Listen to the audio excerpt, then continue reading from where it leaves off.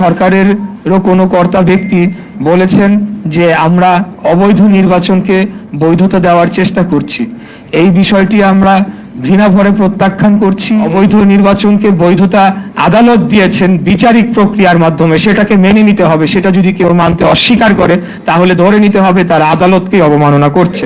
আইন উপদেষ্টা বললেন যে আমাদের কাছে মতামতের জন্য পাঠানো হয়েছে, যেটি নির্বাচন কমিশনের দরকার নেই, তারা স্বাধীন সাংবিধানিক প্রতিষ্ঠান। পরক্ষণেই তিনি বললেন যে কিন্তু আমাদের মতামত না নিয়েই তারা গ্যাজেটটি করে ফেলেছে।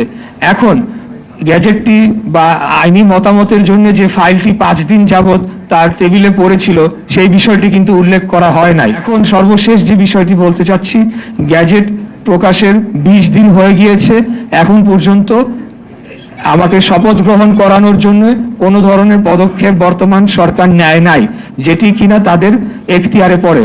বর্তমান সরকার বলতে স্থানীয় সরকার বিভাগকে বোঝানো হচ্ছে। ইতিমধ্যেই এই সরকার এক ধরনের হস্তক্ষেপ শুরু করেছে এবং সেটি আগামী জাতীয় নির্বাচনের আগে কি ধরনের প্রভাব ফেলতে পারে সেটা নিয়ে জনগণ এখন শঙ্কিত হয়ে পড়েছে।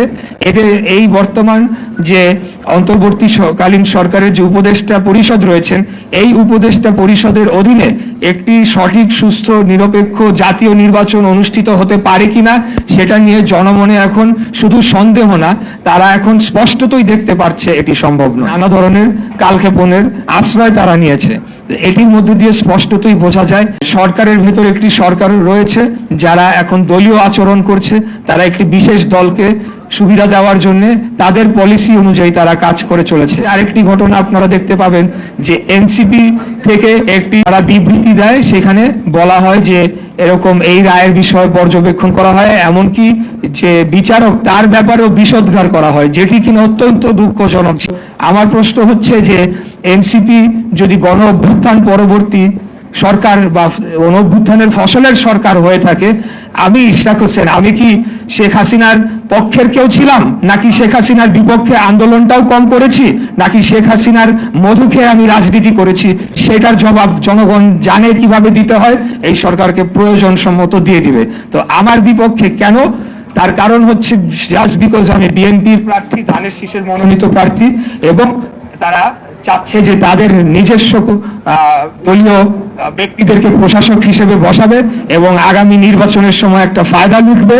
এবং বর্তমানে যে অর্থনৈতিক লুটপাট চলছে নগর ভবন কেন্দ্রিক এবং বিভিন্ন ঠিকাদারি, বিভিন্ন বিল, সবকিছুতে সেগুলা চলমান রাখার জন্য তারা এখন আমাকে বাধা প্রদান করার সিদ্ধান্ত নিয়েছে।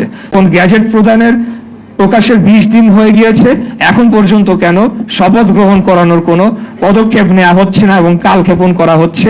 আমি রেকর্ড রেখে দিলাম যে আমরা শপথ নেওয়ার জন্য প্রস্তুত এবং আমরা চিঠি প্রদান করেছি।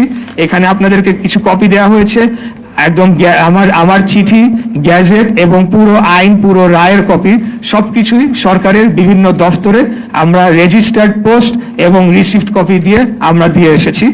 এই আন্দোলনটি লাগাতার চলবে যতক্ষণ না পর্যন্ত দাবি মেনে নেওয়া না হচ্ছে, ততক্ষণ পর্যন্ত সর্বস্তরের জনগণ এবং ঢাকা দক্ষিণ সিটি কর্পোরেশনের কর্মচারী, কর্মকর্তা বৃন্দগণ তারাও এই আন্দোলনে যোগদান দিবেন বলে আমি জানি। ধানের শীষের প্রার্থীর প্রতি বৈষম্য করা হচ্ছে। এই মামলাটি ছিল তাপস নৌকার প্রার্থী নুরুল হুদা তাদের বিরুদ্ধে। তো তাদের পক্ষ হয়ে এখন কারা এই মামলায় বাধা দান করতে পারে? তাহলে তো তারা সেই দোসরদেরই লোক হয়ে গেল, তাই না? তো আমি দোষ দিব তাদেরকে, ওই দোসরদেরকে, আমি অন্য কাউকে দোষ দিব না। আমি সকল পক্ষ যারা এখানে রেসপন্সিবল পার্টি রয়েছেন সবাইকে আহ্বান জানাবো দ্রুততম সময়ের মধ্যে আপনারা রায়টি কার্যকর করেন, রায়টি বাস্তবায়ন করেন। এটি আপনাদের উপদেষ্টা কেন? কোন উপদেষ্টার সাথে আমার ব্যক্তিগত বিরোধ নাই, ব্যক্তিগত সম্পর্ক নাই। আমার তাদের 99% উপদেষ্টাদের সাথে আমার জীবনে কোনোদিন দেখাও হয় নাই। তো অতএব অবান্তর এই প্রশ্নটি, তাদের সাথে আমার দেখাও হয় নাই, পরিচয় নাই, বিরোধ তো আরো দূরের কথা।